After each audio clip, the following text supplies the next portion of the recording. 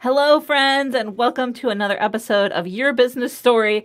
Today, I cannot wait to geek out with this amazing woman and professional storyteller like me. We're storytelling friends, Orly Zeewy. Welcome to the show, Orly. Thank you so much for coming on. How are you today? Oh, I'm great. Thank you so much for having me, Kristen. I'm really looking forward to our conversation. Me too. And before we even start, I just want everyone to hear your amazing tagline, which is that you make fuzzy clear. So we both work in the world of language, right? Specifically sales language. Yeah. How did you realize that that was your superpower, that you could take something that maybe someone else was confused about? And I saw this also that you're like, I can take a whole page of confused nothingness and turn it into like one sentence of copy. So how did you realize that was your superpower? Well, you know what's really funny? This is going back now. When I first started my business, this is going back like 20 years ago. And I was having a conversation with a vendor. And the vendor said, this is what you do, Orly. You make fuzzy clear. Like he actually said that 20 years ago, but he didn't use that tagline until recently. And because it takes a while to even be able to articulate like what you do, right? So what I've learned is, and this is really something that kind of hit me recently, and I was thinking about as I was getting ready for your show, is that people can talk all day long about what they do. That's not the problem, right? Right. The issue is I don't have an hour for you to explain to me what you do. Yes. So what I'm able to do is if you tell me, and people will send me like pages and pages, and they send me their pitch deck and all this stuff, and I look at this and I go, oh, you mean you do this? And they're like, yeah, that's what I do. But the key, and this is why I've developed this whole process, and then I wrote the book, that unpacks that process. The idea is that you want to be able to communicate it not just quickly, but hit on the pain point, the thing that's keeping your customer up at night. And often when we talk about what we do, we talk about it from our perspective, but nobody really cares about that. They want to know, why do people work with you? What do they get? What's the outcome? What's the transformation? I work with a lot of coaches and authors and speakers and early stage companies, and also actually a little bit more advanced, like probably I would say up to year 5 is usually like my sweet spot. But what I have found is that it's just taking too long. And at the end of the day, people kind of go, like, so, and that translates into a homepage that tells me nothing and a link profile that's truly invisible. And I say this in my speaking, that 80% of B2B leads come through LinkedIn, and most of these profiles are invisible. So my goal is to make you visible, put you on the super highway of communication, Right. And I mean, I've definitely found that to be true. And I feel like what you said about, year 5 is the sweet spot. Isn't that kind of where people are finally figuring out not only what they can do, but what they like doing? Isn't there a difference between that? Well, so that's such a great point, Kristen. Well, so here's the thing. First of all, let me give you, because I'm a data geek. So yes, do it. Let me share this with you. So by year 2, 20% of businesses have failed. Startups have failed. By year 5, 70. No, is it 70%? Yeah. So we're talking 9 out of 10 will fail by year 5.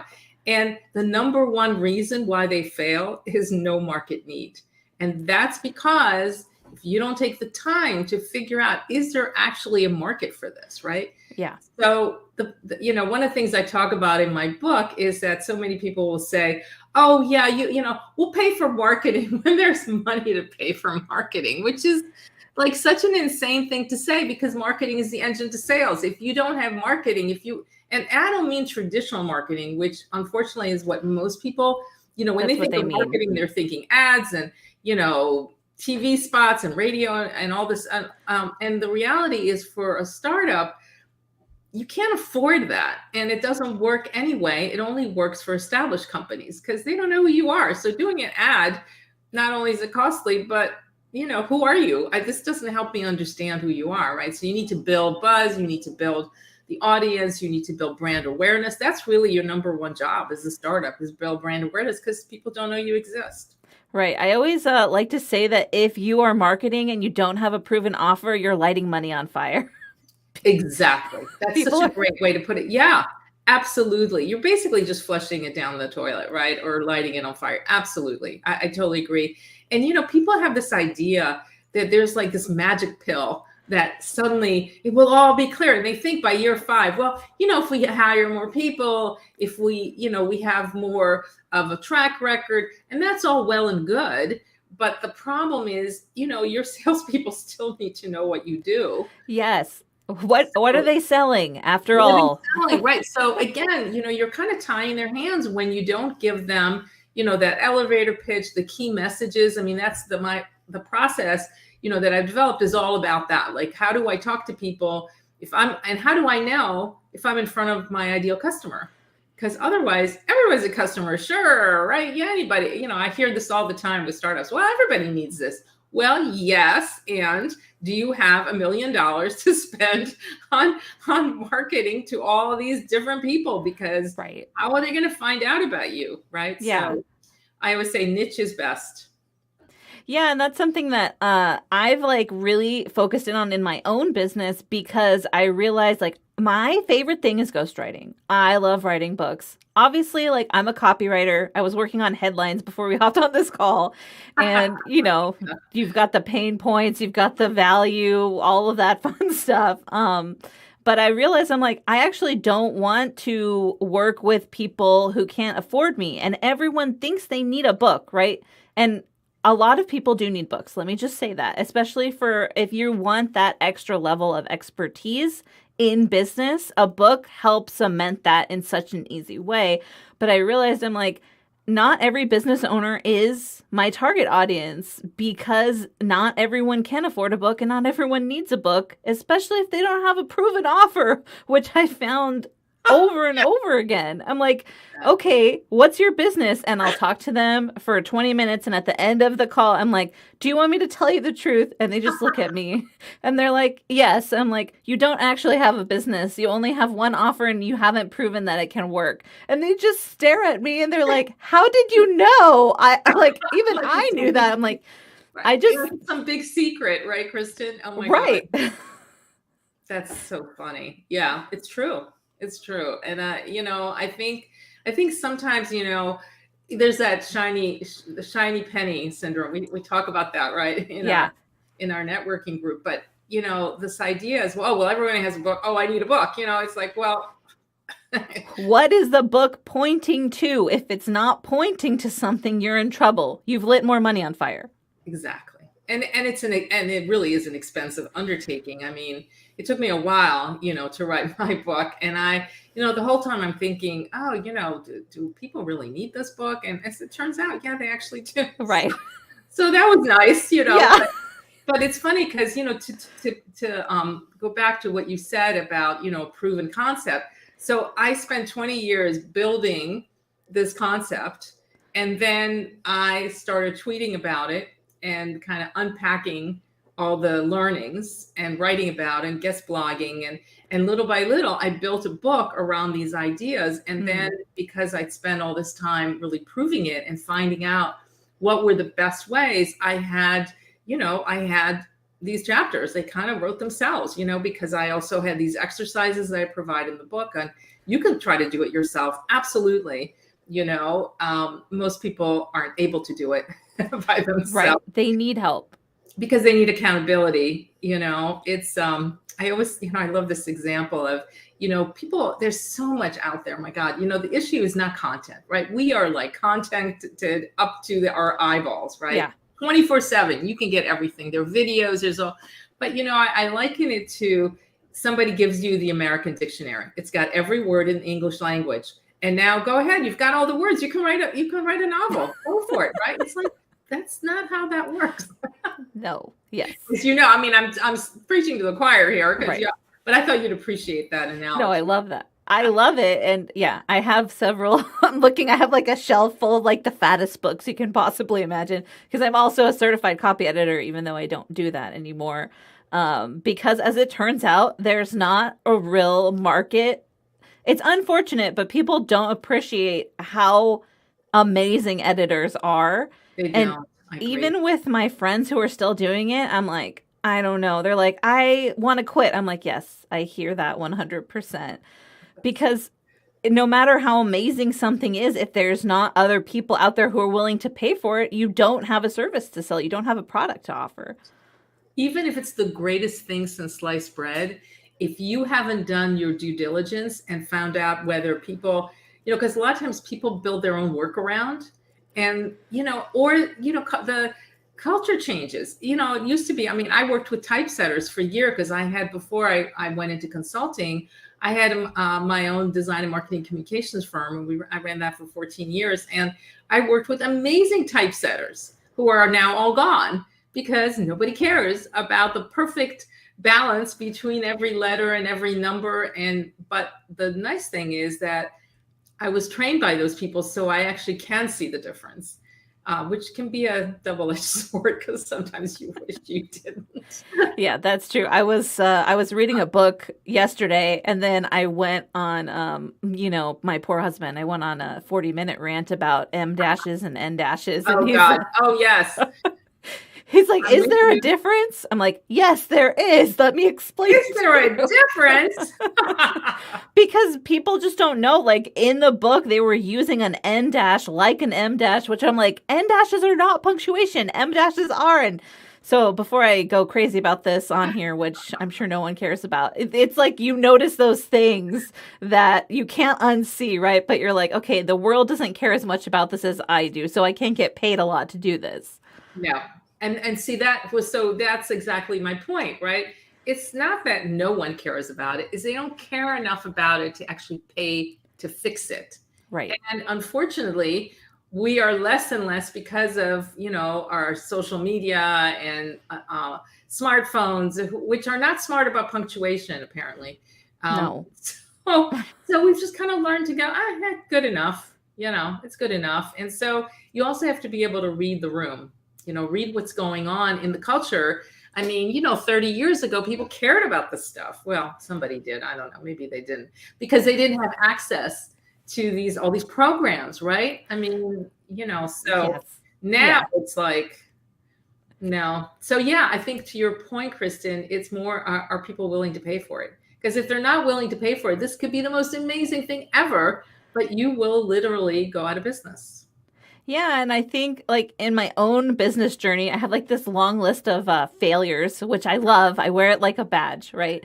But one of the things that I failed at was I created this thing called the $5 writing school, where I literally teach you how to write an entire book for $5, and no one would buy it. And I'm like, what is wrong? Like, why can't, and there's no demand, right? There's too many free YouTube videos. There's too many.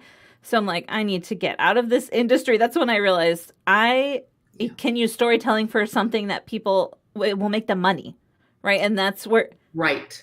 you have to follow the money trail. And I'll tell you something else. I don't know do you know David Acker?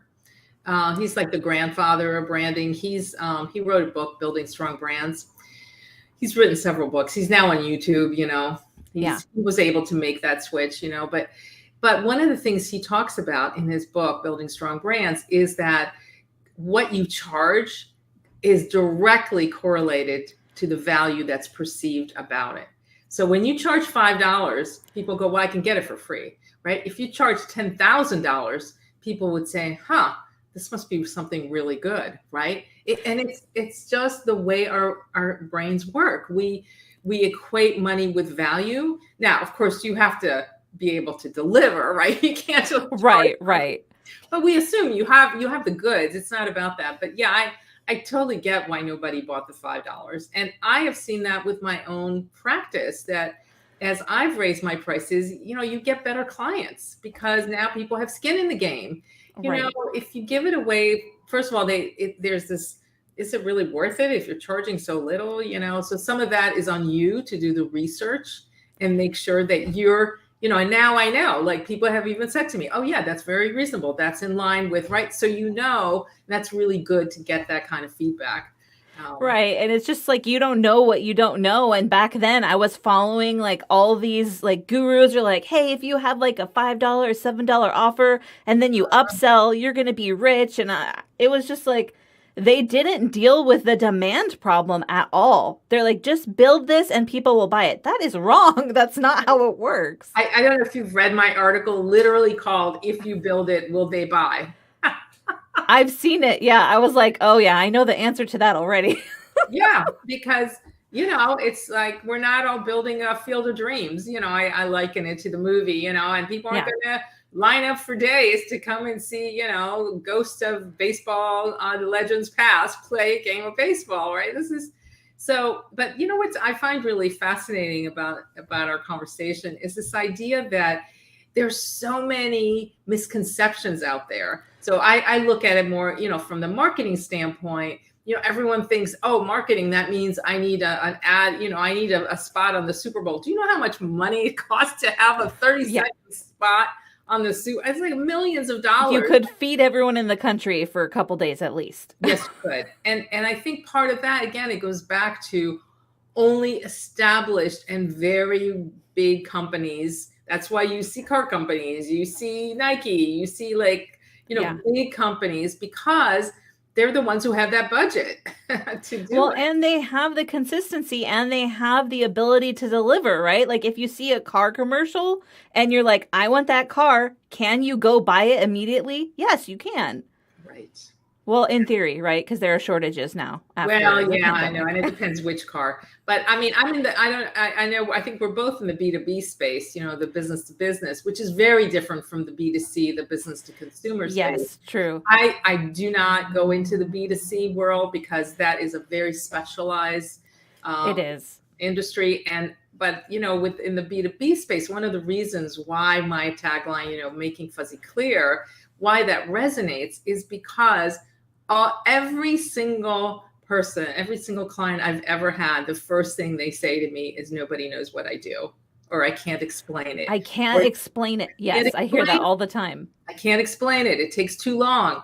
Whereas, in the consumer world, I mean, when you buy a product, that's a very different conversation. Not to say that they don't have clarity issues, but it's different. And it's totally different. I don't know about you, but I find the more complicated, the more fuzzy it is, the more fun it is to make it clear. It's like a puzzle. That's why I love it. It's like a word puzzle. I'm a quilter and I come from a quilting family. And I always liken it to that. You take the pieces that make sense to go together and you put them together. But the truth is, you and I can see the pieces and assemble them, but most people can't. And especially, it's difficult to do it on your own because you have all that imposter syndrome coming in. You're like, can I really get these results even though you've tested it? Yeah. So how do you deal with that when you're working with someone who they can get results, but they just don't have the confidence? Because that's something I run into constantly in the messaging world. I'm like, you're great. I love this. I can see how we can sell it. And they're like, well, I don't know because I'm scared. And I'm assuming you work with a lot of women, right?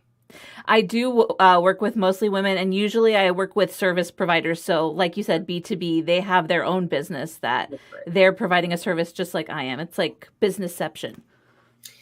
So, that is the crux of the problem right there, right? And I think, and for me, the way that I approach that is they're not talking about the right things. And once they see, so part of my process, is to really help them uncover their UVP, their unique value proposition. Yeah. And to do that, I need all this information. And it always amazes me when I'm rebranding a LinkedIn profile, they leave out like all the good stuff. It's like, wait a second, you did this and you served in the military as like a rear admiral or whatever for 16 years, and that's not on. Don't you kind of think that could be, well, no, I don't think that's important. Oh, really? And so part of what I do is I help them kind of fall in love with their brand because they haven't really explored it from an outsider's perspective, right? In our mind, we're just like, yeah, we do this. It's no big deal, right? And that's especially true for women. And I wrote an article about that as well. It's all about their embracing our superpowers because what happens is we don't recognize it as a superpower because it comes so easily to us. Right. We don't see that not everyone can do it. Not everyone can do it. And the value is not in you doing it. It's in what people get when they hire you to do it. Right. So to answer your question, I feel like the part of the imposter syndrome, part of how you break that down is you kind of show somebody, here are all these amazing things that you have done. Can we talk about that? Right. And you did this and you did that. And oh, really? And then when I try to get in their education awards, they're like on all these boards, they're running these nonprofits, they've done, and it's like none of that stuff is anywhere to be found. Right. And no one knows it. No one knows it, right? Because in your mind, and I think this is very true with a lot of entrepreneurs where, and I think that I would say mostly women, where we sort of have this idea of, we don't really need to talk about that. But if people don't know what you've done, then they don't get the full picture of who you are and how you can help them. So it's not enough to uncover it. Then you've got to connect it with who needs that. So right. Who needs your superpower, Kristen, right? It's not everybody on the planet. No. But, right. And so part of the job is not just to uncover your superpower, but then find the people who are literally would do anything to have that, right? Like they're out there, but they can't find you because your messaging is not clear. It's all fuzzy and you're leaving it kind of out there for people to figure out, right? And they won't. They're not going to do that work. You have to do it for them. Nobody's going to do that. And so when somebody lands on your homepage and they have no idea, and I've been looking at homepages since the start of the internet, right? So I've been looking at it for a long time. And I cannot figure out most of the time what the heck it is that you do and why it's important. So, talking about yourself is never a good way to start a conversation. You always want to think about, what is it that I offer that's really helping? And how can I talk about this in a way that somebody's going to go, oh, she gets me. Yes, the mirroring of the pain, right? That's what my copywriting mentor, she always says, she's like, whoever mirrors the pain best wins. And I found that to be true. That's I love that, Kristen. That's a really great way of saying it. Yeah. Mirroring the pain. Yeah. But of course, it's not enough to mirror the pain. Then you have to have a solution for the Right. Yes. If you don't have a solution, there's nothing for you. Right. Like I always ask them, I'm like, is there something when I start working with a new client? I'm like, is there a way for them to pay you for your help? And a lot of times they'll just look at me. I'm like, can they purchase something from you right now? And they think about it and they're like, well, technically, if they go to this page and then that page and then do the splits and then turn around 5 times. And I'm just like, we need to if you can't purchase quickly, you don't have a business, you need to exchange goods for services and money, right? Exactly. Yeah, I know. Well, part of the reason why I wrote my book is because there you are. You can go buy my book. It's really easy.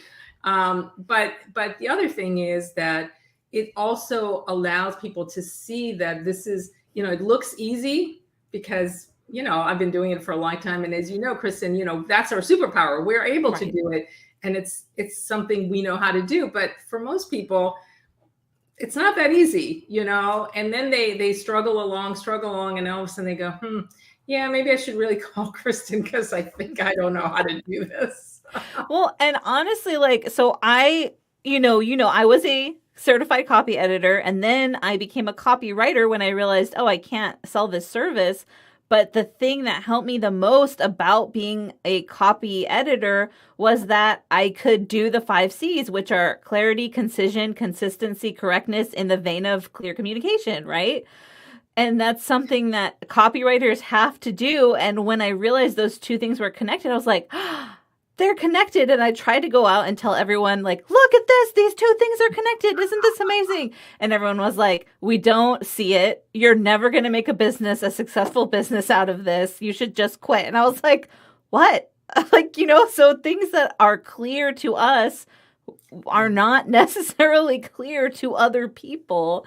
And I'm curious, how did you first, let's get into your business story a little bit, right? Because that's the title of the show.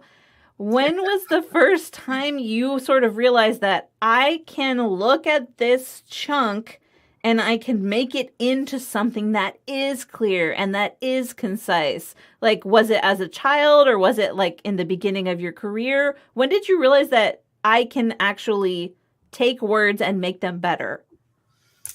That's a really good question. For a long time, I thought I was going to be an artist, and because I've been drawing since before I could write, but they kind of go hand in hand for me. And as a child, I did not, I was an avid reader, and I think anyone who writes is an avid reader. I think that just comes with the territory.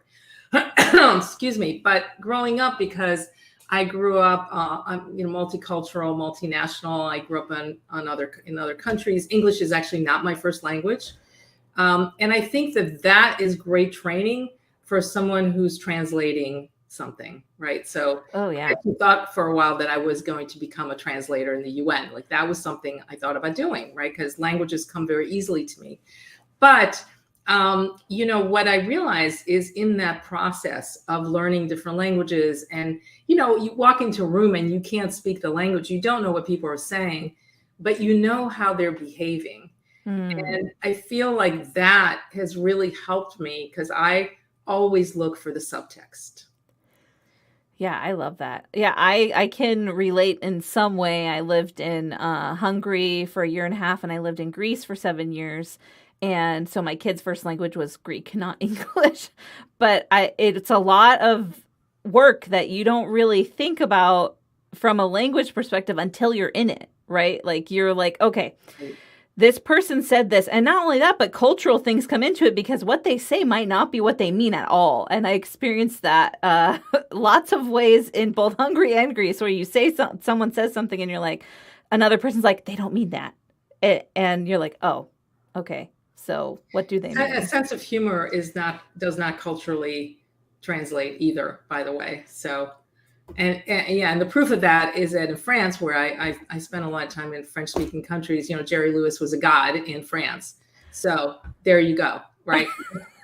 I don't know if that's still true. I'm probably going back a few decades, but it was true. So. It was definitely true. Yes, it was true. And but I think to your point, what I find so interesting in the translation process is there's what we say, and just like you said, there's what we say and what we mean. And then there's the receptor of that information. And if you don't understand who's at the other end of that, your words will often not resonate because they're not hitting something that they care about. So you could have the most beautiful words and they will be meaningless to that person because that's not your client. And so I was thinking, when you said about how people say, well, you're never going to make a living, those probably weren't your clients. No. And that's something else that I talk about actually in my book, which is this idea that if, we need to understand that person so we know when we're in front of the wrong person. Yes. Right? And for me, the elevator pitch, that's what it does. A really great elevator pitch for me does two things. It identifies whether I'm talking to the right person, and it identifies if I'm talking to the wrong one. Because if I get, all I say is, I make fuzzy clear. If I get the deer in headlight, we don't need to talk anymore about it. I ask them about what they're doing. I'm happy to provide resources if that's something I can, I look for other ways I can help them. But they're, it's very clear. So one of the things, when I work with people on their elevator pitch is to really get to, and that's where that whole thing of pulling out that one golden thread in all that language. Who is this person? What do they care about? What are you really doing for them? What have they told you they got? And that's not a 2-second conversation. You need more information. No. And I would also ask you, because I don't know if this happens to you, but I get clients who have worked with other copywriters before and nothing worked out and they're bummed, but they're still willing to find help. They know they need help. And the first thing they say to me is, you're not going to make me fill out any worksheets, are you? Yeah, there's a lot of those going around. And that's true with branding, with any kind of brand strategy, it's unbelievable. There's like all this stuff, but there's no one to help you make sense of it. It's like, right. I've got a whole bookshelf filled with worksheets and video, whatever books. And then I've got, a whole trove of videos. What am I doing with that? If you don't have someone to explain it to you or to help you walk through the process. So that's why, I always start with, who are you? Then it's, what is this thing? What's your, kind of what's the UVP? What's your unique value proposition? Who is that person who needs it? And now let's connect who you are, where they are and what they need, and connect that into a dialogue, a conversation that's going to help them see that you're the answer to what's been keeping them up at night. Right. And I feel like, well, this is what I tell people. I'm like, they're making you do all the work. Why are you paying them? Right. Yeah, that's a good point. Yes. And I do it so like I'm like, I'm going to ask you questions, but I'll never ask you to answer questions apart from me. We're going to do it together because I'm the one who's there helping you. But one of the things that I've noticed is like, even though people know what UVP is or USP is, they don't understand what it's for in their business. They think that it has to sound exactly like them. They think it's for them. So how do you explain, because there's that, it's not connected, right? They're like, this thing is for me. If I know what I want to say, that's usually how it goes, right? Mm-hmm. If I know exactly what I want to say and then I say it, people will understand. So how do you work through that as far as helping them see that it's not about what they want to say, it's about what the other person needs to hear? Yeah, I say all the time, it's nobody cares about that. Like they just don't, and because what people tend to do is they focus on the what and the how. This is what I do. This is how we do it. All that people care about is the why.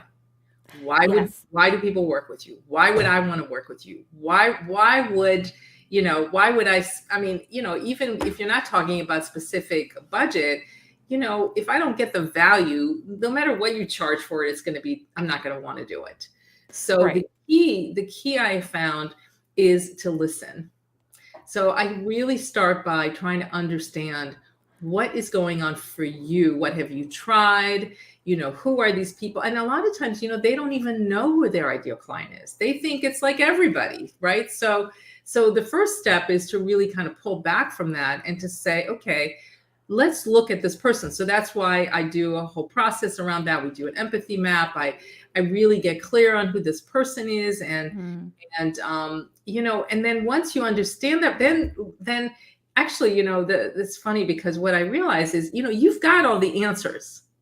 You've already got the answers. It's just they're not in a sequence or in a format that you can access it easily. Right. The idea is, you've got all these books on the shelf, but you're never going to open them. Right. You've got all these worksheets that you're never going to do. And even if you do them, then what? Then what do I do with that?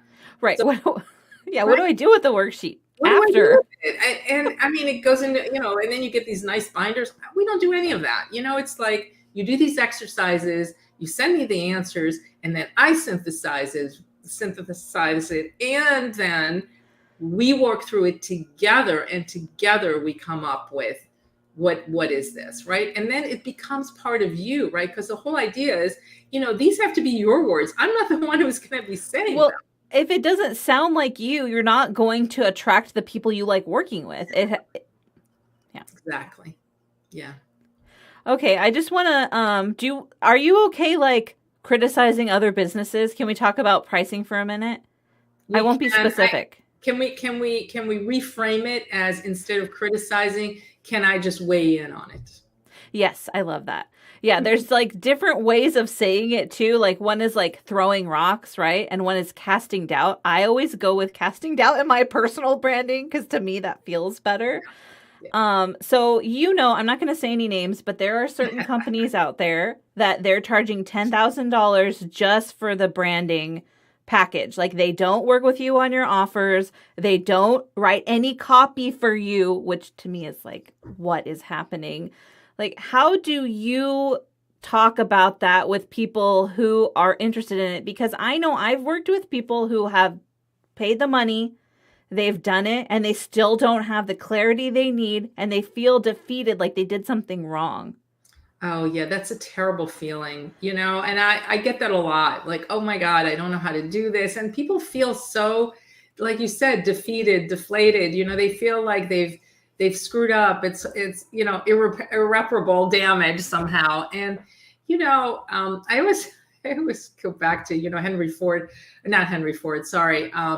Thomas Edison, who said, I didn't fail 1,000 times. I just found 1,000 ways not to make a light bulb, And I've always loved that because, the reason I know how to do this is because I've made all the mistakes, right?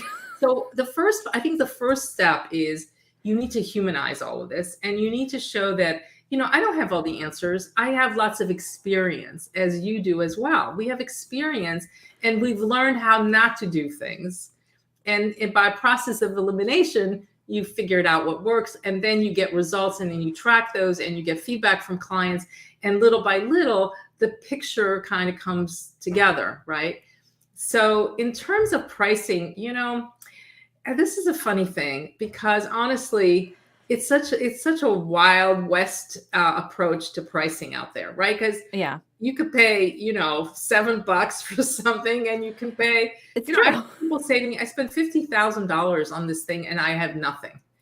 And I'm like, okay, this has to do more with regulating it. And unfortunately, unlike attorneys who have, you can see, because you see where they went to law school, you see that they actually have a degree, you see that, they've got a roster of clients, and there's a way that they do things, and it's been codified in some way. What we do doesn't have that, unfortunately. When I was working as a graphic designer, it was the same thing. You could pay, and of course now it's all commoditized, and you can get a logo, so-called logo, for $10, which is really not a logo because it looks like every other logo I've ever seen in the last 30 years, but whatever. It's not unique. Yeah. This is why I tell startups, don't spend any money on a logo. You're not ready for a logo. That's like, you don't know yet what your logo would even look like. Exactly. Because the logo is shorthand for your brand, and you haven't figured out what that is yet. So don't spend the money. Like, it sort of takes, I think part of our job is also to help people just relax, sort of breathe and go, yes, it's okay. You don't need to do all of this in the next 5 minutes. Right. Yeah, you don't have to do it all at once. Right. And I think part of what that's sort of like high pressure sales, these 10,000, and we're going to throw this in, and we're going to throw this in. And if you do it now, we're going to throw in, the Ginsu knives and all the other stuff. And I think, because we're humans, we tend to, we have this reaction thinking like, oh, FOMO, right? We're going to miss out on something. Right.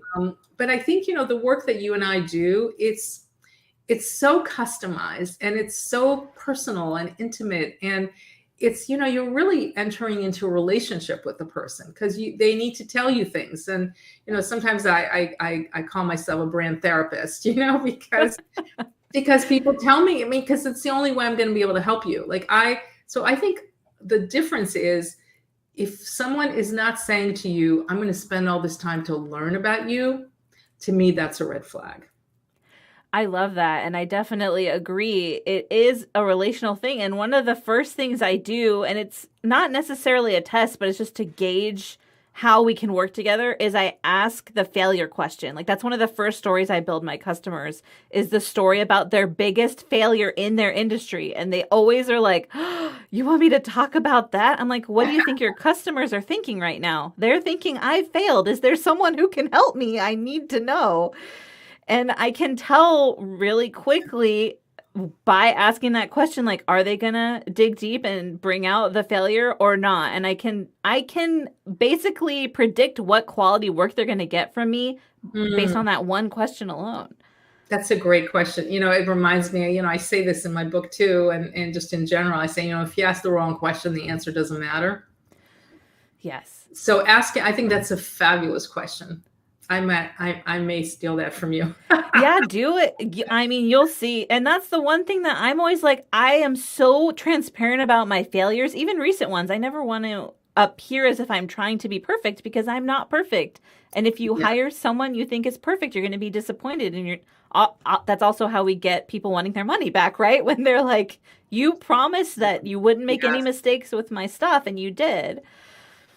Yeah. And I think, when we paint ourselves into that perfection corner, it's such a lose-lose, because we're human beings. I mean, we make mistakes. That's just what we do. And nobody learns from success. We learn from failure over and over again. We learn, and eventually we make different mistakes. Now, hopefully not the same one. Hopefully not. Life, yes. Right. Hopefully we learn that. Yeah. Sometimes it takes a few times for me, definitely. For everybody. Yeah. Kristen, for everybody. But I think, when I right from the get-go, the first thing I say is, look, I know this because I've made all the same mistakes. This is nothing, this is not unusual. It is not a personal failing. And I think just having that kind of immediate rapport where the person feels like, it's like they can just kind of breathe easy and realize that, and this is a collaboration. Like I said, these are not my words, they're yours. I'm going to help you find the better way to say it, or the way that's going to be not the better way, but the most effective way to do it.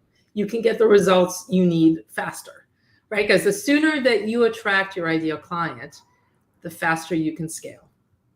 It's true. And also it's one of those things where, a lot of people ask me, how can you write in my voice? And the unsatisfying answer is, I don't.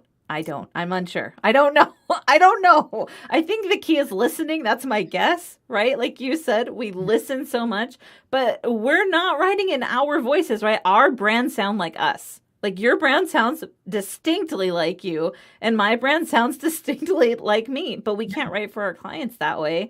And if you don't let down those barriers, or if we can't help our customers or clients let those barriers down, we can't catch their voice. It's impossible. Yeah, I mean, one of the things, I talk about is, of course, your brand voice. And it's not to be confused with your personal voice. Right. And I think, whenever somebody says, you don't have to worry, I'm going to figure this. No, that's just not how that works. You have to collaborate. And I think what I have found that's the most satisfying is when somebody says to me, I know you wrote it, but it feels like I did. Yes, that's the best moment. I love that. I love that too. It's just, it feels really satisfying because you've caught something, and there's this whole idea, there's something kind of magical about what we do.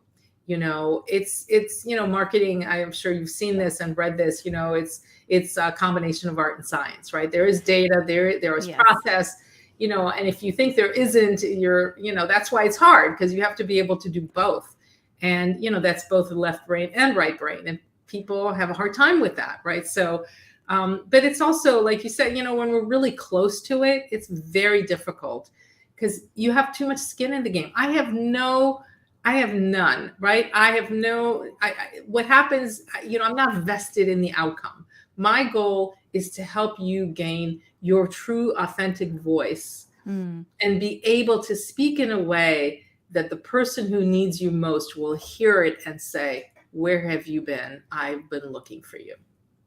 Yes, I love that. I'm like geeking out on all the behind the scene things that are behind our conversation that people don't even know. And I won't go into that, but I'm thinking about like the frameworks and the formulas and the things we're saying that sound like normal conversation, but like we're like business personalities, voices, like it's so complicated and simple at the same time. Exactly. It's a puzzle wrapped in an enigma sort of thing.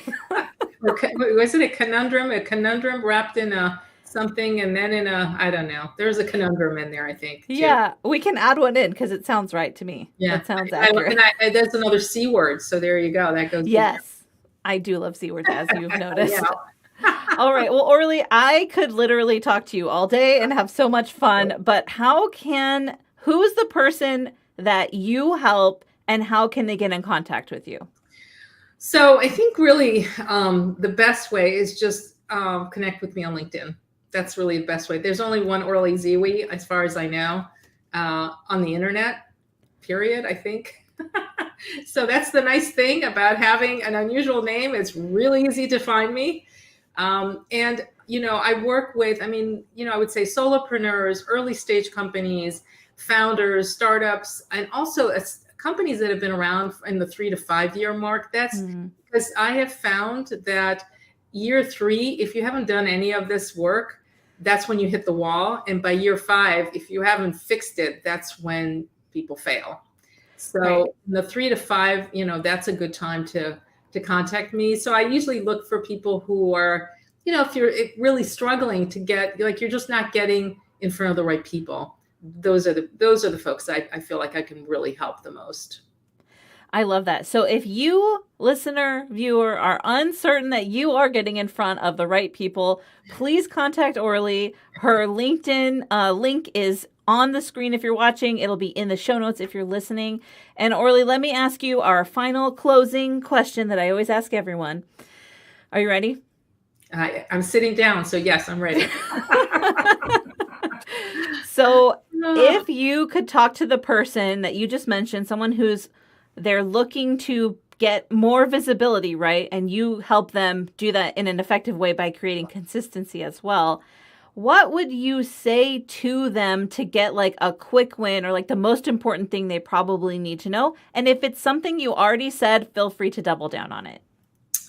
Let me see if I understand the question. So the question is, what would I say to somebody to help them kind of see that working with me would be the way to help them? Is that kind of what you're saying? Yeah, or just like yeah. Honestly, like, okay, let me just like get all the pretense out of the way. If you are a business owner and you are trying to do your own messaging, you shouldn't. You should just call Orly or me. You should work with a copywriter, and I'll tell you how to. This is the thing, right? This is what Orly said. She's like, if you work with someone who has no interest in spending time with you or isn't going to work through your messaging with you, run away, because there are so many people that call themselves copywriters. I'm using scare quotes here.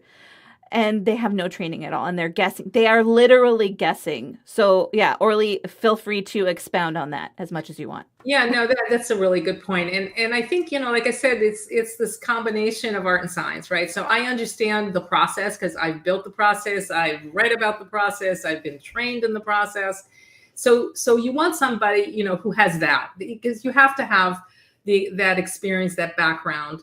And then the other piece is, you need to listen, right? So I'm trained in design process and design thinking. And the first step of all design thinking is empathic listening. And that's so important because, I don't have the answers until I get feedback from you. Right. I don't even know where to begin. Like, I know the process. I know where to begin the process. What I mean is, I'm not going to just suddenly magically come up with copy or, your elevator pitch without doing all the process. So the first step, people say, well, I don't have an elevator pitch. And it's like, can you just help me write an elevator pitch? And I said, well, I can, but not like this second. Right. I don't even know what you do yet. Yeah. And I don't think you want me to, because, that's not going to help you or me. But if you're really interested in getting in front of, understanding if you're in front of the right person with the right message, then let me walk you through this process. And it starts with brand strategy. The next is a messaging strategy. Then there's a web strategy. There's a nurturing strategy. There's a whole process. And if that's more than your brain can handle right now, we can start with a LinkedIn rebrand. And that package, will get you up and running in 5 weeks. Amazing. All right, Orly, well, thank you so much. And to all the listeners and viewers, I just want to remind you that your business story matters. And I will talk to you next time. Thanks again, Orly, for being on. Thank you so much for having me. It's been a pleasure. All right. Bye.